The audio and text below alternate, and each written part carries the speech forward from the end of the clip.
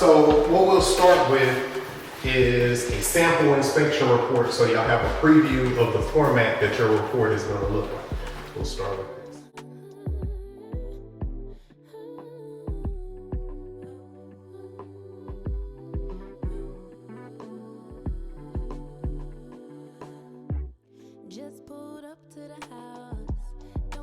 Okay, so what you can expect to see, there's going to be a picture of the property on the front, the address, your name, date of the inspection, time, age of the property, square footage, and then my contact information will be right there.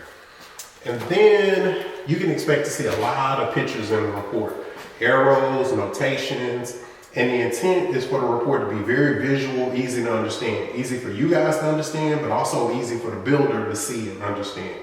Because we're going to make a copy of this available to them so that they can make the corrections needed. Also, you're going to see several diagrams like this in the report. This particular diagram is showing what the proper slope around the property should look like for proper water runoff and drainage. So throughout the report, you'll see different informational diagrams like this throughout the report. And then the way you're going to read the report, each section is going to start with these 4 boxes right here. I is inspected, NI, not inspected, NP, not present, D, deficient. So if you see the D box checked on the section, there's something there that I'm calling out for correction. In this example, the tree limbs were contacting the roof and we don't want that. Also, you're going to see some aerial photography in the report. So I flew a 4K high definition drone above the roof today just to get multiple angles of the roof and everything that's happening there. And then also I've been using this thermal imaging camera with your inspection today. And this camera helps me see things that I wouldn't normally be able to see just with my regular vision.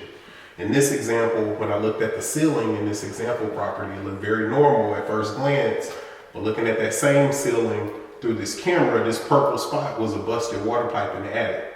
Not on this house, but in this example we're looking at. So with this, I scan inside the attic on the underside of the roof. I scan the ceilings around the windows and the baseboards. These are some of the most common areas where we get moisture intrusion. Now, I didn't see anything like this happening here today, but just sharing with you the tools being used. Okay, last thing about the report. There's going to be a summary at the very end of the report, and I color code the items on the summary. The items in blue are more common maintenance type items, and then the items in red, higher priority items.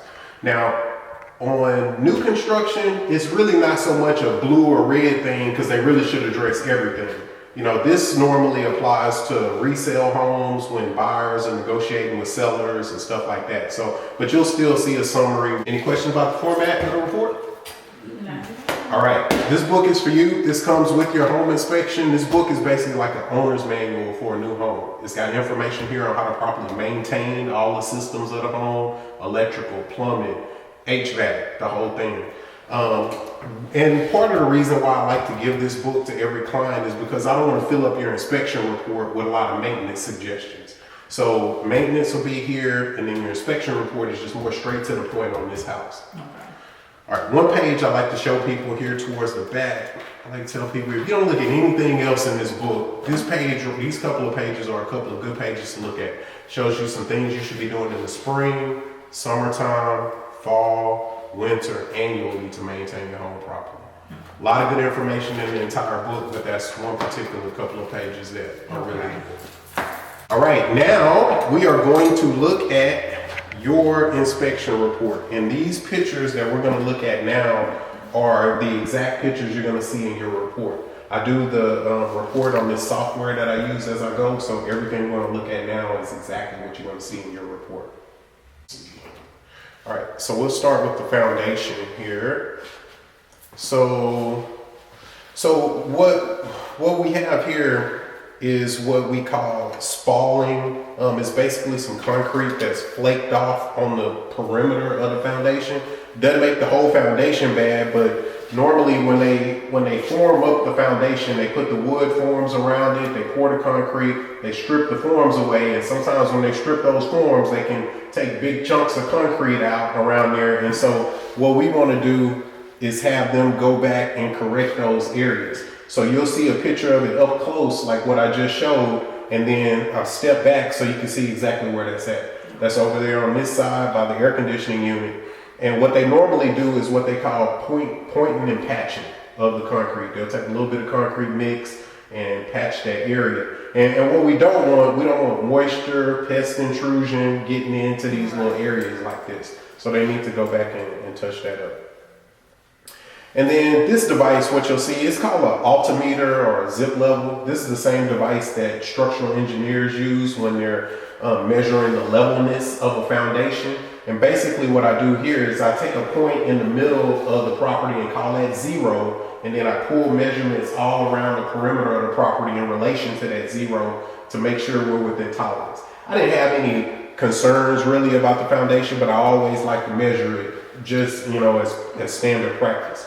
And all the measurements I got are within acceptable tolerance. So I didn't see anything unusual there. Nice house. Y'all almost at the finish line. Okay guys, that does it for the first video in our third-party home inspection series. Make sure that you like and subscribe to the channel because we will be back next week with part 2.